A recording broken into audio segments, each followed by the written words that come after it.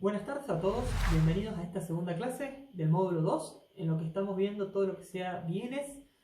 Y en esta clase en particular vamos a continuar con lo que tenga que ver con las tasaciones de los bienes inmuebles.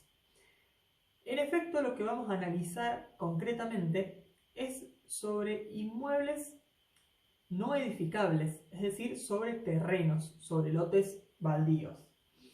Entonces, como primera medida, vamos a establecer que en la ciudad de Córdoba, donde vamos a hacer hincapié en esta clase en particular, existen reglamentaciones específicas que establecen normas en todo lo que tiene que ver con la construcción, la zonificación y la distribución de estas capacidades de acuerdo al ámbito en donde se vaya a realizar. Lo que regula en la ciudad de Córdoba específicamente todo esto es la ordenanza 12.483, la cual es importante destacar que divide a la ciudad en diferentes zonas. Con letras y con números las va estableciendo y va provocando o catalogando a cada una de ellas con distintas características o con distintas particularidades. Como material complementario en el aula virtual yo les he dejado esta ordenanza y además les he dejado, por ejemplo, el mapa del primer distrito de la ciudad de Córdoba. Si ustedes ingresan en todo lo que es la página municipal, van a encontrar toda esta determinación y todos estos instrumentos. Yo únicamente les dejé la ordenanza, que es la que regula toda esta composición, y el mapa del primer distrito geolocalizado. Ya vamos a ver a continuación por qué es tan importante esto, por ejemplo, cuando veamos el FOS o el FOT. Entonces, dependiendo de la zona, esto va a variar. Pero una primera clasificación que hace esta ordenanza, y es una de las más importantes, es que divide a la ciudad en áreas. Tenemos por un lado las áreas urbanizables, que es donde se pueden establecer asentamientos urbanos, donde se pueden construir, donde se pueden hacer obras privadas. Esta es la más importante y la que muchas veces a ustedes les van a pedir que hagan tasaciones a los fines de determinar el precio de ese terreno, que es donde posteriormente se va a realizar la construcción. Por otro lado, tenemos las áreas particulares, y en este marco se encuentran, por ejemplo, todo lo que sean áreas de patrimonio histórico, áreas sujetas a alguna protección especial, áreas rurales protegidas, bosques nativos, en caso de que no sea tanto en la ciudad sino en las afueras. Todas estas son áreas particulares, es decir, que merecen un especial control o un especial cuidado por parte de la autoridad de aplicación. Y después tenemos otras áreas que son de urbanización diferida, en donde se proyecta o se va a potencialmente determinar urbanizaciones, asentamientos o construcciones, pero no en este momento, sino que se analizan y se evalúan, ya veremos después en otro momento, los costos proyectados que podrían llevar a esto para hacer una urbanización. Entonces, en esta clase en particular nos vamos a ir específicamente a las áreas urbanizables. Recuerden que se pueden urbanizar no solamente con casas para viviendas particulares, sino también con industrias, con zonas industriales mixtas, y en ese marco vamos a ir viendo que se pueden ir variando de acuerdo a las características de cada uno y a las finalidades con que se vaya a realizar. Dijimos anteriormente, bueno, divide las ciudades en áreas y dentro de estas áreas a diferentes geolocalizaciones para diferentes criterios. ¿Cuáles son estos criterios que plantea? Yo les dejo acá reseñados los 4 particulares o los 4 más importantes en la ciudad de Córdoba. Tengan en cuenta que en la ordenanza que les dejé cargada en el aula virtual van a encontrar muchísimas más. Esto, ¿en dónde lo van a ver? Por ejemplo, lo van a ver cuando se inicia una construcción, es lo que tiene que tener en cuenta el arquitecto. Porque ustedes van a ver que no es lo mismo hacer una casa en un barrio céntrico o, por ejemplo, que hoy por hoy una casa en Güemes, donde ya el nivel de cantidad de propiedades hace que el piso soporte muchas menos construcciones en sí. O, por ejemplo, no se permiten tantas elevaciones como se permitirían en otros barrios. Esto es muy importante. Entonces, ¿cuáles son estas 4 principales? Tenemos por un lado el FOS, que es el factor de ocupación del suelo, que en este caso lo que es el FOS es la relación entre la superficie determinada de la proyección de un edificio, de una construcción, sobre un plano horizontal en el terreno y la superficie total de la parcela, del lote en sí. Es decir, cómo se proyecta la construcción paralelamente a la línea de la parcela en sí. Tenemos el FOT, que es el factor de ocupación total, que en este caso lo que nos establece es la relación entre el total de la superficie de la parcela y el total de la construcción. El FOT generalmente van a ver en la ordenanza que les dejé, en algunos lugares es del 80%, en otros del 70%, en otros del 75%, va variando de acuerdo a las particularidades de cada caso y está establecido en esta reglamentación, como les decía. Después, por otro lado, está el factor de planeamiento, que esto tiene que ver con las áreas de urbanización diferida. ¿Por qué? Porque es todo lo que se estipula o que se tiene en cuenta o que se piensa realizar planificando una nueva construcción o una nueva urbanización o un nuevo barrio en un determinado lugar. Entonces se empieza a proyectar cuánto sería la inversión en servicios, en infraestructura, en caminos, y todo eso forma parte del factor de planeamiento. Y por el último tenemos la máxima superficie edificable, que es la parte de la parcela donde se puede construir, la mayor parte que se puede ocupar. En algunos casos del 100%, en otros del 90%, también va a variar de acuerdo a la categoría en que se encuentra cada barrio o cada ubicación. Tengan en cuenta, y esto es muy importante, que no son los únicos límites o normas que establece la ordenanza 12483. También establecen muchísimos otros, que yo no se los traje aquí porque es una cuestión de tiempo y de capacidad para darlo en esta clase, pero tenemos por ejemplo las líneas perimetrales, las líneas de retiro, los retiros obligatorios tanto laterales como de frente. Ustedes saben, por ejemplo, que cuando vamos a hacer una construcción, de la línea municipal a la línea en donde se puede empezar la construcción, generalmente hay un retiro obligatorio, que puede ser de 3 metros, de 4. Hay barrios que tienen retiros obligatorios en los laterales, es decir, que allí debe dejarse obligatorio y necesariamente 2 metros de retiro o 1,5 metros. Hay otras normas de edificación, como por ejemplo el tema de todo lo que tenga que ver con las paredes medianeras. Como bien ustedes saben, el cerramiento de las casas en los laterales tiene que ser por lo menos de 1,80 m para arriba, o puede ser cercado por alambre, por ejemplo, pero en el frente, en la línea de construcción, e incluso para adelante hasta la línea municipal, el nivel de la medianera, o del muro, mejor dicho, de cerramiento, no puede superar los 50 o 70 centímetros dependiendo de la zona. ¿Por qué? Los muros de concreto me refiero. ¿Por qué? Por el tema de las vistas. Entonces sí pueden colocar alambrados, pueden colocar alguna reja, pero no un muro. Ese muro si no tiene que ser a una altura de 50 centímetros. Van a ver, y ustedes se preguntarán por qué en muchas casas no sucede esto. Se empieza a construir a la línea municipal o los muros de contención se hacen de 2 metros incluso en el frente. Estos son todas violaciones a las normas de edificación. ¿Qué implica en la práctica esto? Que es bueno que ustedes lo sepan. Primero, la aplicación de una multa en caso de que la autoridad de aplicación, es decir, la municipalidad, lo observe. Y segundo, que no se suele dar el final de obra. Como bien ustedes a lo mejor saben, al comenzar una obra se pide una autorización, te dan un permiso de obra y al finalizar se va a pedir el certificado de finalización de obra. Si al momento de solicitar este certificado, este muro está hecho en contravención con las disposiciones, no te dan el certificado final de obra. ¿Qué se suele hacer en la práctica o qué suelen hacer? Es pedir el certificado final de obra y posteriormente realizarlo. Pero tengan en cuenta que si se advierte esto, es una causal de multa. Ahora vamos específicamente a lo que tiene que ver con los elementos de la tasación sobre bienes inmuebles, sobre terrenos no edificados, y vamos a ver un análisis a través de las particularidades de cada caso y de los elementos a tener en cuenta. El primer coeficiente, la primera cuestión que tenemos que ver, tiene que ver con la ubicación del lote, un coeficiente de ubicación, de calidad de ubicación. Y para ello vamos a arrancar diciendo que una de las cuestiones más importantes son las dimensiones del terreno.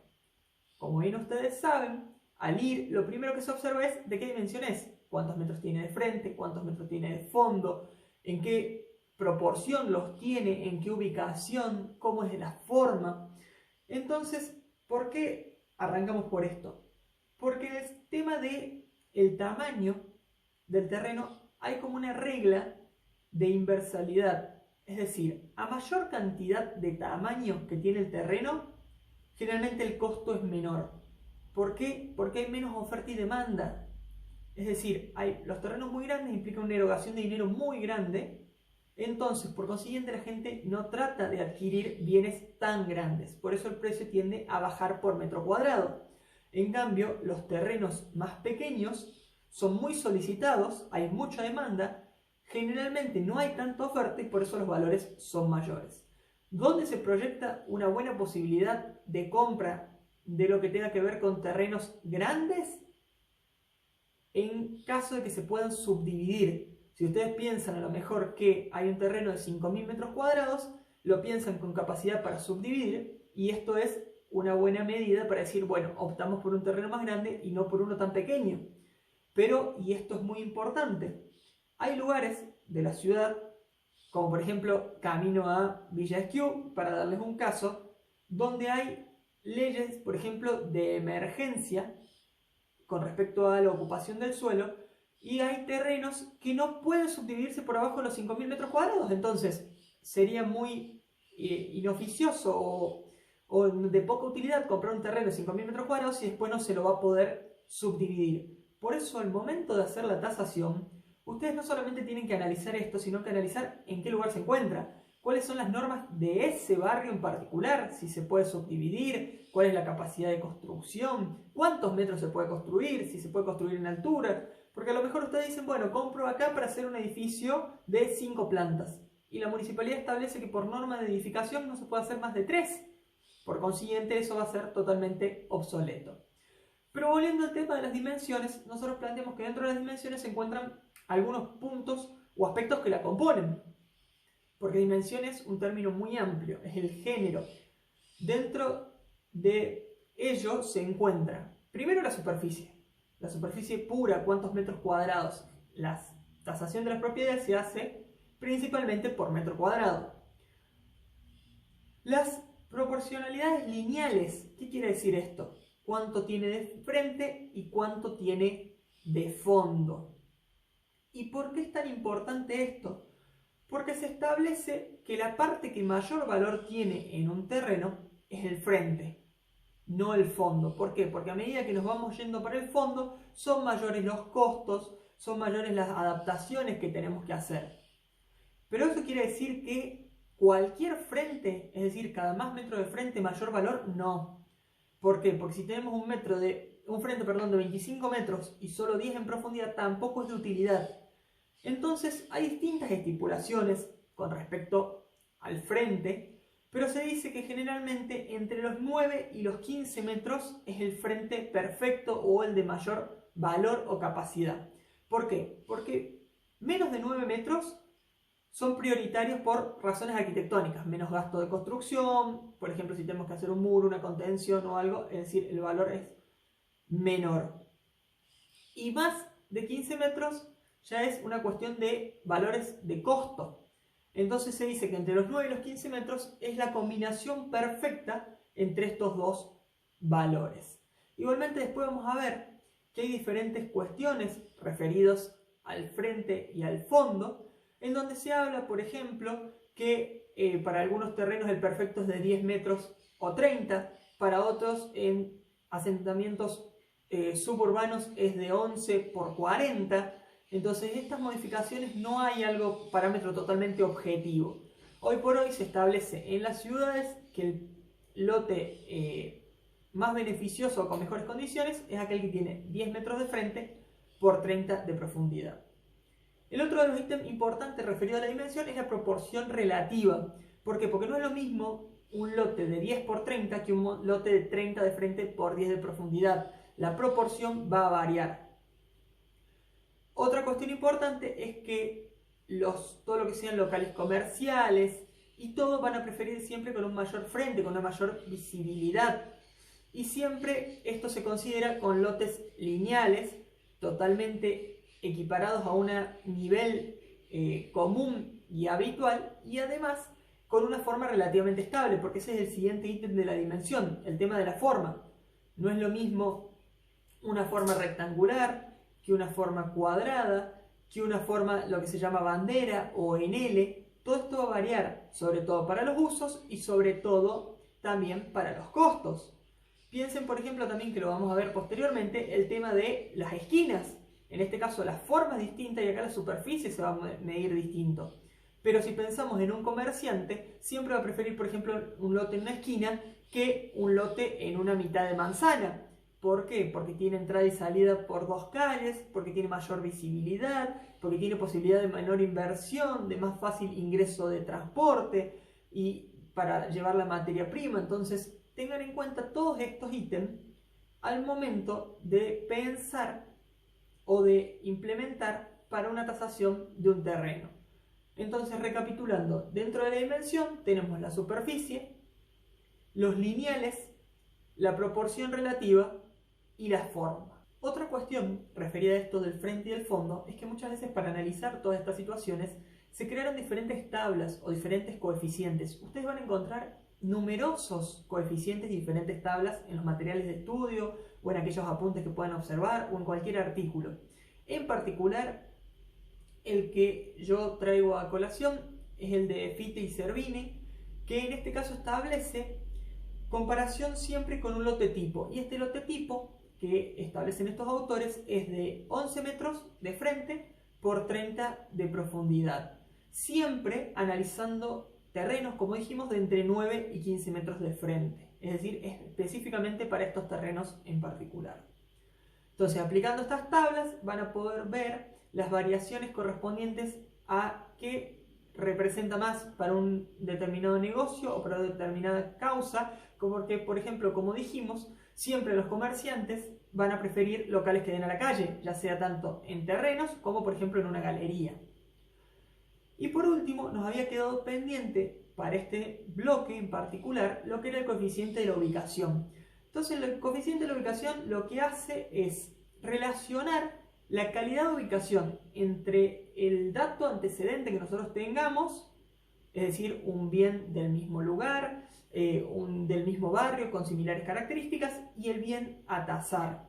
Se ven todos los atributos de la propiedad y se comparan entre todos ellos. El problema que se le achaca a este coeficiente de ubicación es que muchas veces es subjetivo por parte del observador. Entonces muchas veces se toman los parámetros a favor de una tasación más alta y no tanto los perjudiciales. Pero es un buen punto de partida para esta cuestión. Y acá es donde vamos a tener en cuenta todo lo que vimos en la clase anterior con respecto a que no había cuestiones perfectas ni homogéneas, sino que había que ir comparando en situaciones similares sin forzar siempre las comparaciones. Recuerden que este punto era de los más importantes que vimos en la clase pasada.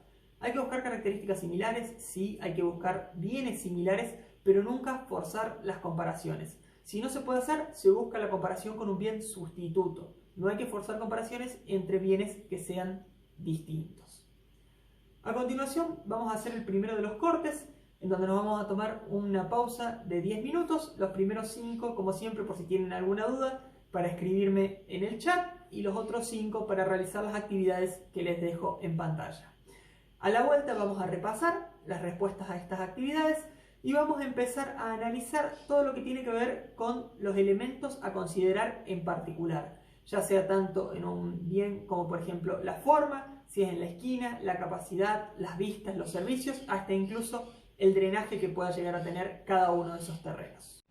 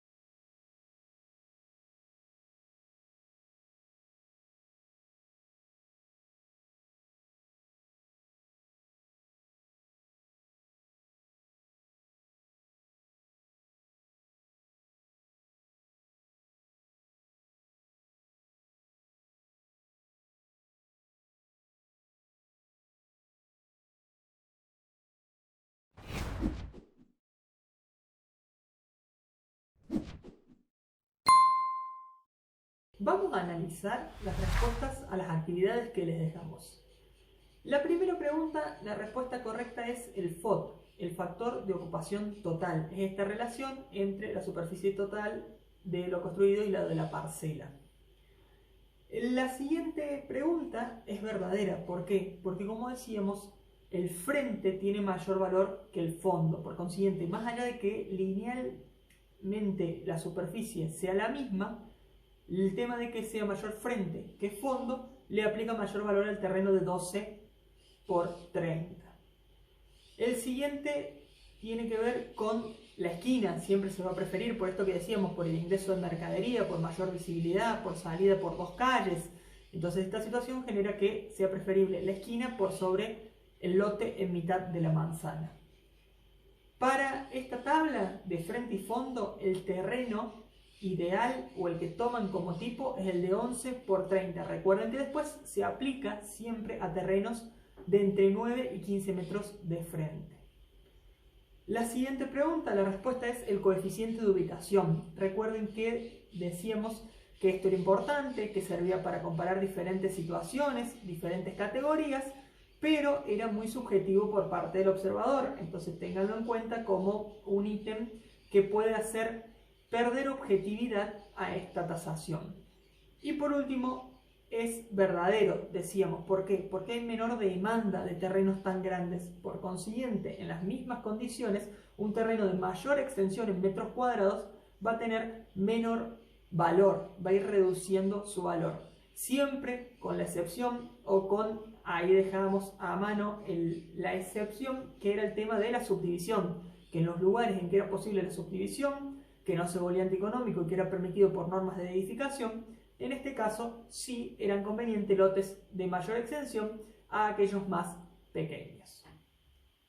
Ahora bien, ¿qué se tienen en cuenta específicamente para ver la calidad de una ubicación? Es decir, la calidad de un inmueble, para poder determinar si es bueno o malo esta ubicación. Porque decimos, por un lado sí, depende del observador, depende de esta subjetividad, pero hay parámetros para ir haciéndolo. No es algo caprichoso del observador.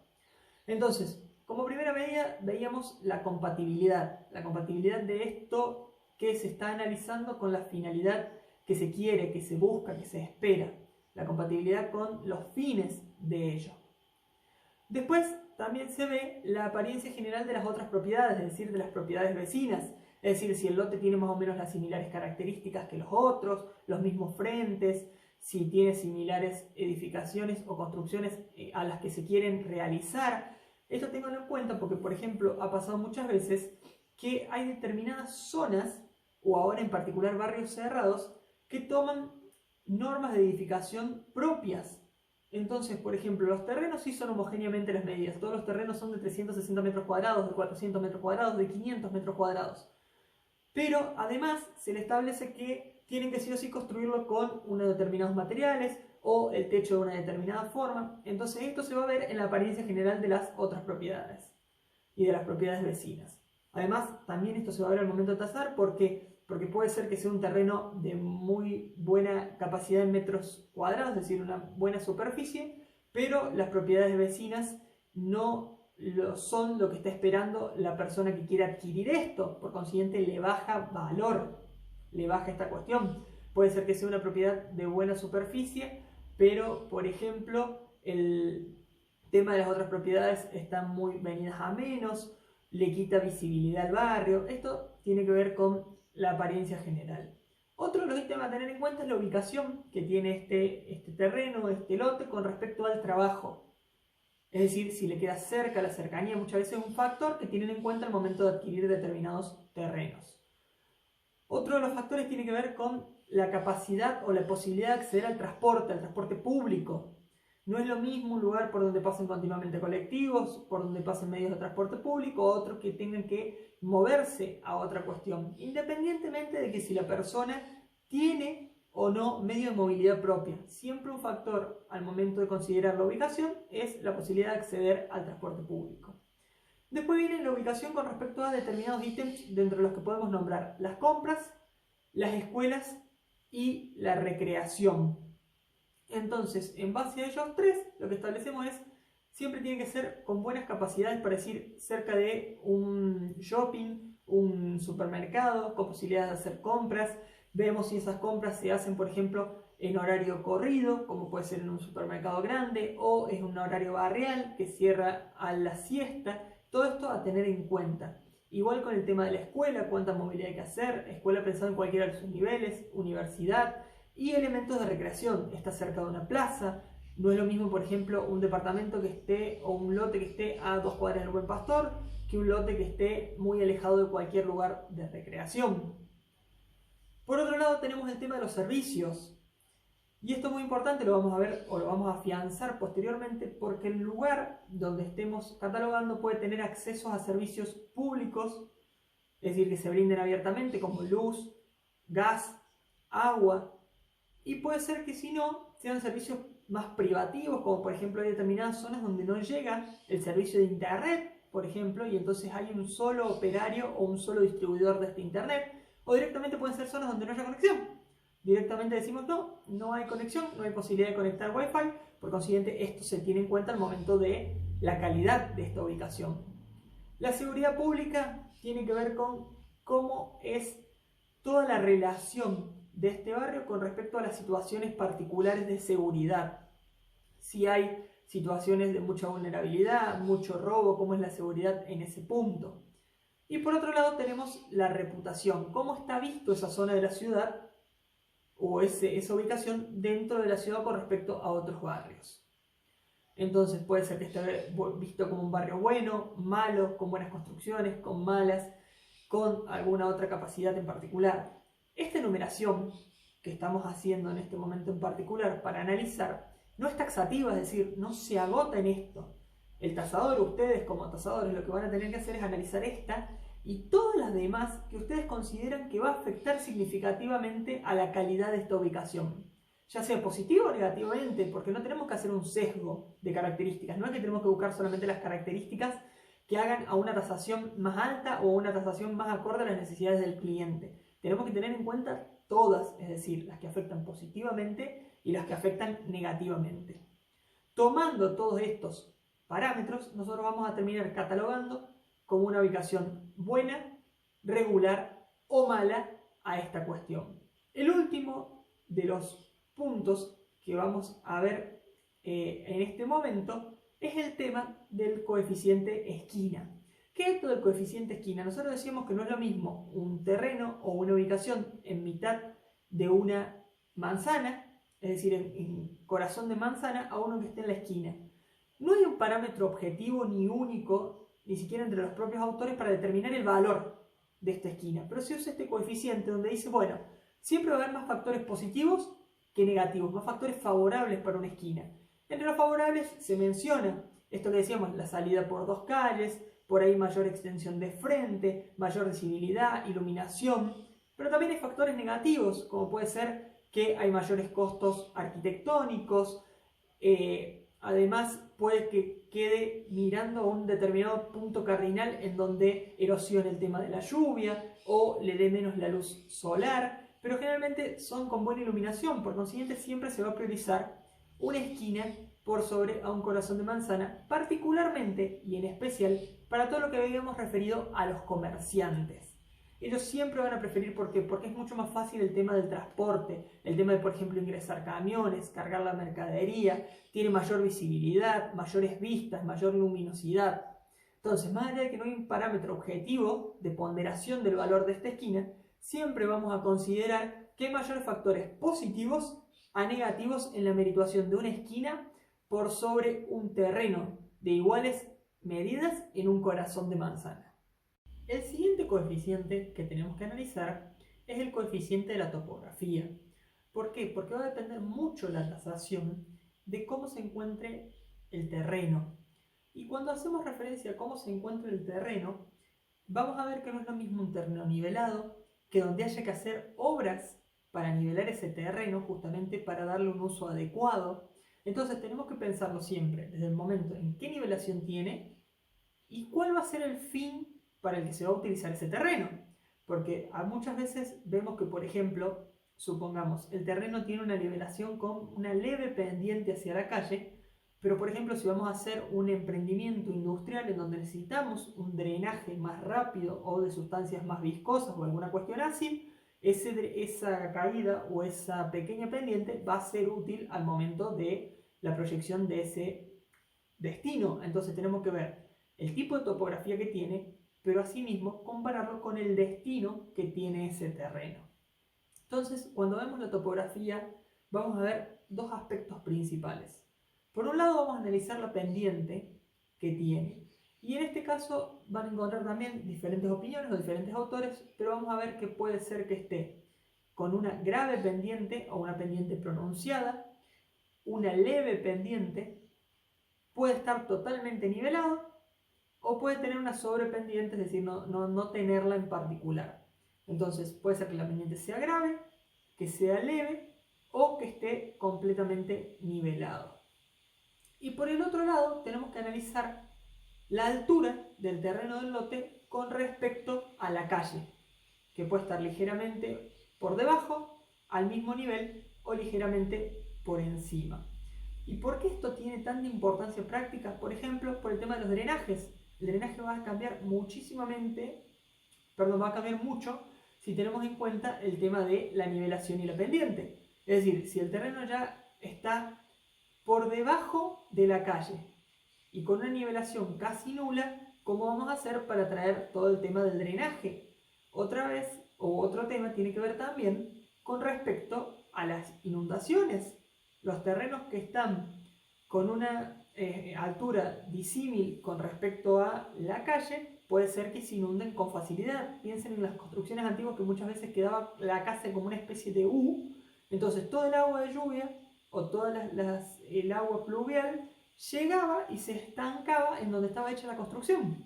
Eso le baja muchísimo el valor de tasación a un terreno. Y nunca, y esto es importante para la práctica, nunca pueden dejar de lado el tema de la topografía y la nivelación, porque es uno de los aspectos que más significativamente tira un lote o una tasación negativamente. ¿Por qué? Porque la inversión arquitectónica que se requiere muchas veces para nivelar un terreno es altísima. Si ustedes alguna vez tuvieron la posibilidad de vivenciarlo o algún familiar o conocido lo tuvo que ver, todo lo que sea tierra o escombros o materiales para nivelar o sacar para nivelar tiene un costo muy alto. Por eso muchas veces, aunque el terreno tiene buenas condiciones y un buen precio, a lo mejor a largo plazo, cuando se tenga que hacer toda esta nivelación, pierde muchos de estos beneficios. Por consiguiente, hay que tenerlo en cuenta y sacar este coeficiente de topografía. Ahora vamos a entrar específicamente en lo que tiene que ver con la descripción del bien a tasar. ¿Por qué? Porque supongamos que en el marco de todo este proceso ustedes ya vieron, ya analizaron el inmueble, pero ahora hay que hacer una memoria descriptiva. Hay que ver una descripción plenamente objetiva de los ítems que afecten a este terreno, tanto positiva como negativamente. ¿Y cuáles son los ítems que se aconseja que no pueden faltar? Esto es una enunciación práctica. Después pueden agregar todo aquello que ustedes consideren que tiene afectación sobre el inmueble, ya sea positivamente o negativamente. Pero como una enumeración práctica, nosotros decimos, por un lado tenemos la forma. Vamos a enumerar, acá vamos a poner la topografía, por ejemplo, si está nivelado, si no, vamos a ver cuál es la forma del bien, si es rectangular, si es cuadrado, si es el que se llama bandera, en L, si es esquina, si es corazón de manzana, cuántos metros tiene de frente, cuántos metros tiene de fondo, si es una superficie pequeña, si es una superficie más grande, si tiene posibilidad de ser subdividido, si no. Si además si tiene posibilidad de ser subdividido, vamos a analizar el costo de esa subdivisión. Eso es lo que es con respecto a la descripción de la forma. Seguidamente también se va a analizar la calidad de la vista. Podemos decir que tiene vista o no en un primer momento y a partir de allí podemos decir que la vista es excelente, buena, regular, mala o muy mala. El caso típico y que siempre se quejan no es acá en la provincia de Córdoba, sino en la provincia de Buenos Aires, es el tema de los terrenos que están no en Retiro, pero en los barrios aledaños, por ejemplo en Puerto Madero. Puerto Madero es un barrio porteño que, como bien ustedes saben, generalmente es un barrio muy costoso, muy caro, pero al momento de tasarlo, uno de los ítems que más lo tira abajo o más lo menosprecia es el tema de la vista. ¿Por qué? Porque Puerto Madero está en forma contigua a una villa de emergencia habitacional. Por consiguiente, la vista que tienen desde ese lugar es hacia esa villa de emergencia. Entonces, muchas veces en las tasaciones eso le resta valor a la tasación de las propiedades.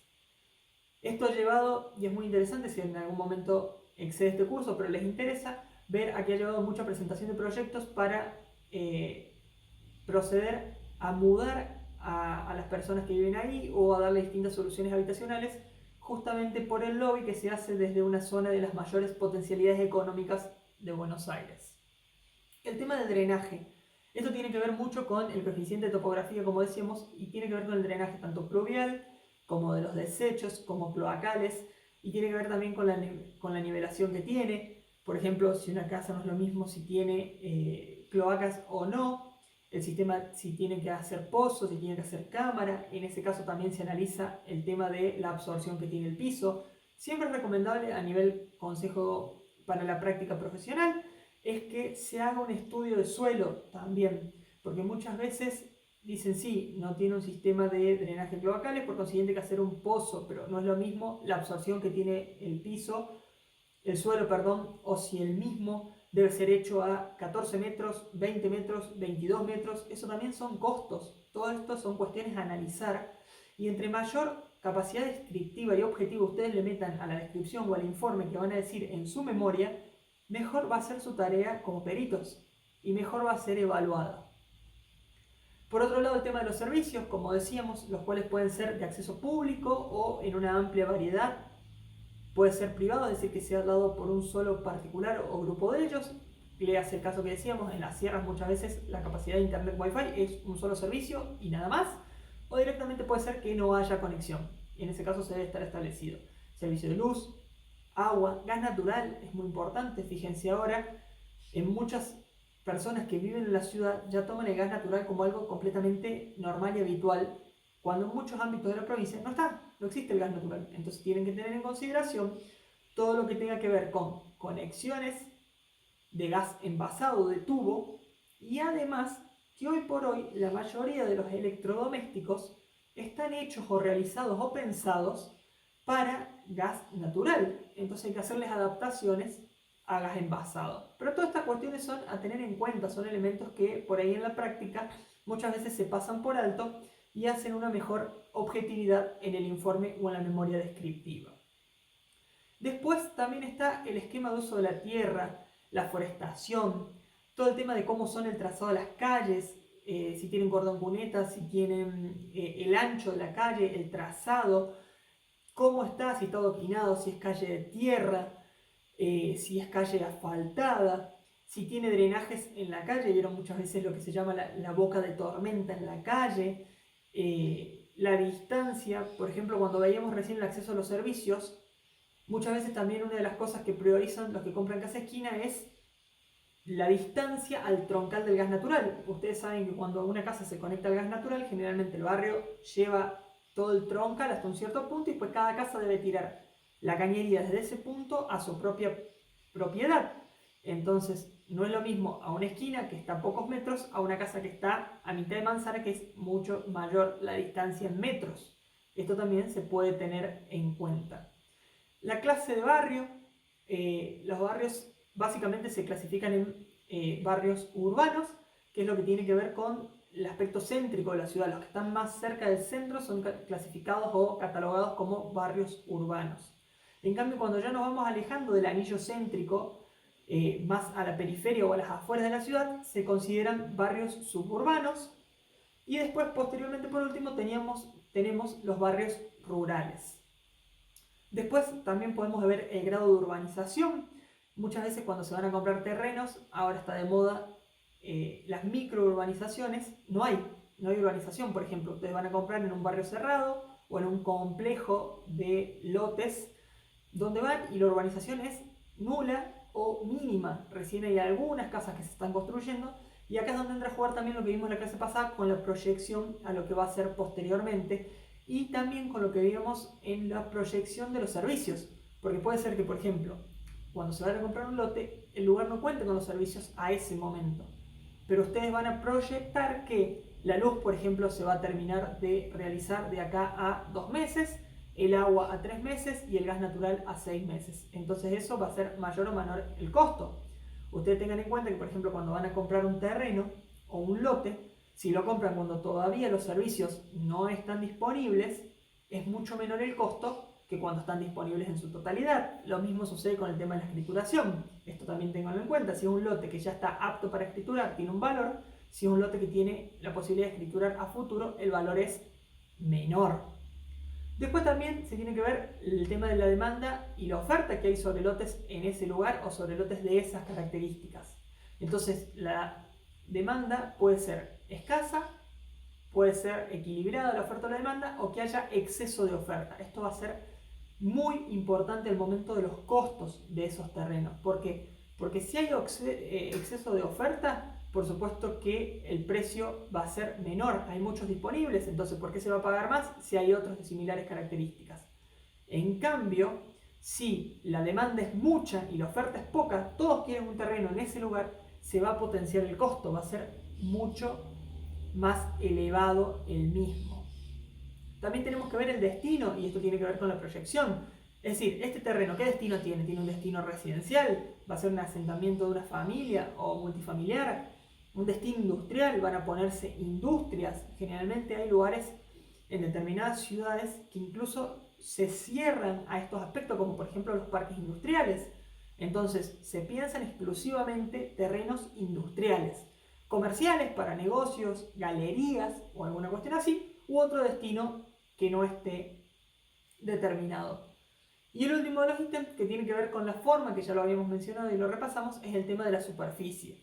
Y acá en la superficie recuerden todo lo que tiene que ver con frente, fondo, esquina, forma. Entonces, repasando cuáles son los ítems básicos que se considera que tienen que ir en esta memoria descriptiva: la forma, la calidad de la vista, el drenaje, los servicios, el esquema de uso de la tierra, los trazados de calles, la clase de barrio, el grado de urbanización, la demanda y la oferta, el destino que tenga este terreno y la superficie del mismo.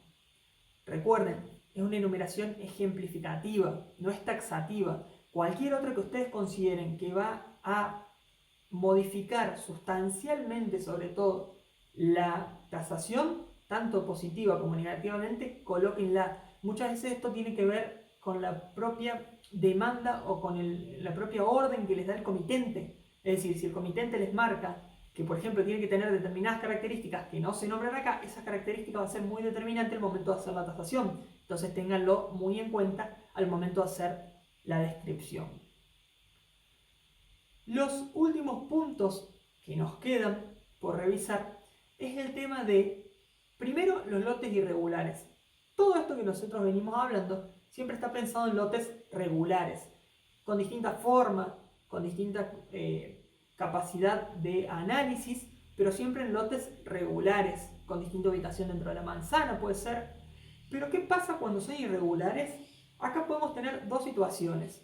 Una situación es que la irregularidad del lote es de menos de un 20%. En este caso, se utiliza un lote promedio, se hacen algunas adecuaciones, o lo que se tiende a hacer es a dividir el lote irregular en lotes regulares con vista a la calle y ir restando y sumando los coeficientes y los valores que obtenemos a partir de cada uno de ellos. El problema es cuando la irregularidad es de mayor a un 20%. Ella se considera que es peligroso porque es una irregularidad grave. Por consiguiente, más allá de que se puede ir aplicando esta situación de ir trazándolos o dividiéndolos en lotes regulares con vista a la calle, después hay que ir sumando y restándolos, pero no hay un parámetro objetivo ni único. Cada caso en concreto va a tener que ser analizado puntualmente. Pero tengan en cuenta que ya más allá del 20% es muy difícil la contextualización de este lote y sobre todo la descripción. Y el último punto a tener en cuenta, y esto también es importante con respecto a los terrenos, es la orientación del mismo y el entorno. Y esto tiene que ver también con la proyección. muchas veces si es industrial no va a importar tanto la orientación del terreno como si es para posteriormente hacer una casa o una construcción unifamiliar. Ustedes saben que dependiendo si apunta al norte, al sur, al este o al oeste, van a tener diferentes situaciones o diferentes características, como por ejemplo mayor cantidad de luz al día, que la lluvia caiga de una determinada forma, el tema del viento, porque hay zonas donde las casas dan a un determinado punto cardinal y el viento hace que les ingrese tierra todo el tiempo. Entonces tengan en cuenta a la orientación, pero siempre proyectado a la finalidad. Ven como esto es un todo, no es que podemos dividirlo en situaciones totalmente disímiles unas de otras sin importar. Es un todo contextualizado que debe ser analizado siempre a proyección de que todo esto vaya en un todo conjunto. Otro de los puntos, y el último, es el tema del entorno. Cómo está rodeado este predio, y esto tiene que ver tanto con los demás terrenos o parcelas que se encuentren dentro del mismo barrio, dentro de la misma ciudad, por ejemplo, como además con el entorno natural, de recreación, y todo lo que veíamos recién con respecto a la calidad y al coeficiente de ubicación, teniendo en cuenta el trabajo, la escuela, la recreación, los supermercados, las compras. Todos estos son puntos muy importantes a tener en cuenta al momento de analizar el entorno de un determinado lote o terreno. A continuación vamos a hacer la última pausa. Esta va a ser una pausa de 15 minutos, donde los primeros 10 va a ser para que ustedes traten de internalizar estos contenidos. Si quieren pueden repasar de el PowerPoint o el video los conceptos que no les hayan quedado claros, o si les surge alguna duda para consultarme en el chat, y los últimos 5 para hacer las pequeñas actividades que les dejo en pantalla, para que al regresar vamos a ver las respuestas a estas preguntas y vamos a hacer un breve repaso de lo analizado a modo de cierre de la presente clase.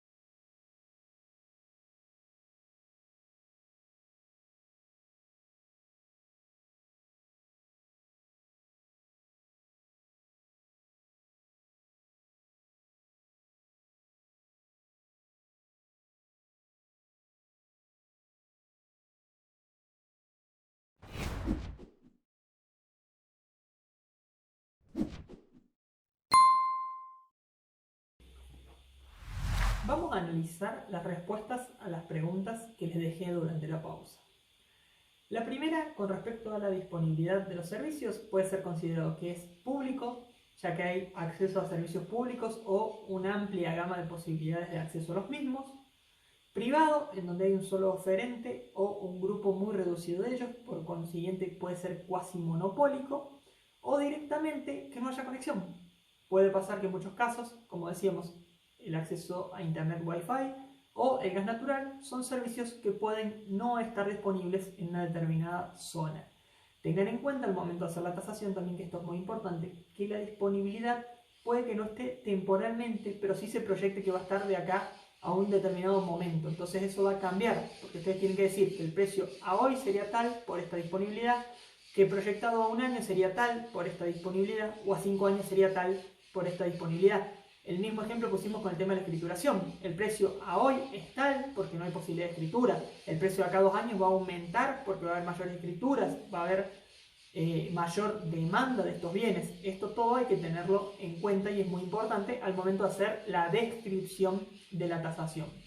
Con respecto al cuadro, el primer ítem tiene que ver con lo que es la seguridad pública, el segundo con lo que es la reputación de la zona, el tercero con la disponibilidad de los servicios adecuados y el cuarto con la compatibilidad. Recuerden, no es muy compatible tener un terreno de 5.000 metros cuadrados en un barrio donde en general los terrenos son de 360 o 500 metros cuadrados. Va a ser totalmente incompatible.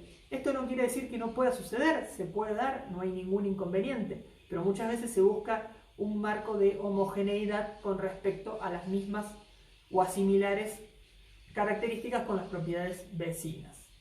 En el siguiente es falso. ¿Por qué? Porque decíamos, en los lotes de esquina predominan los aspectos positivos por sobre los negativos. Más allá que veíamos que no hay una posibilidad objetiva o una posibilidad concretamente homogeneizada de darle un valor, decíamos que el coeficiente esquina llevaba a considerar que había mayores valores positivos, como que tenía mayor luminosidad, mayor extensión de frente o mayor posibilidad de ingreso por 2 calles separadas. Incluso tengan en cuenta que hay determinados terrenos con superficie que pueden tener salida a 3 calles. Son particulares, pero puede suceder. Ténganlo en cuenta al momento de hacer la descripción de su tasación. Con respecto al destino, la siguiente pregunta se pueden clasificar en residencial, que es para familias, puede ser unifamiliares o multifamiliares, industriales, para lo que tiene que ver con las industrias, y en este caso veíamos también la importancia de lo que es los parques industriales en determinadas situaciones o en determinadas ciudades, comercial con respecto a negocios en particular u otro destino en definitiva. Después decíamos que la irregularidad pasa a ser peligrosa o grave cuando supera el 20%, decíamos que con menos de 20 no era tan grave y que el método en cualquiera de los dos casos es ir aparándolo o recortándolo o considerándolo como terrenos regulares con vista o salida a la calle y restando y sumando los parámetros que nos vayan dando esas subdivisiones. Con el tema de la oferta y la demanda puede ser escasa, puede ser equilibrada o puede haber un exceso de oferta.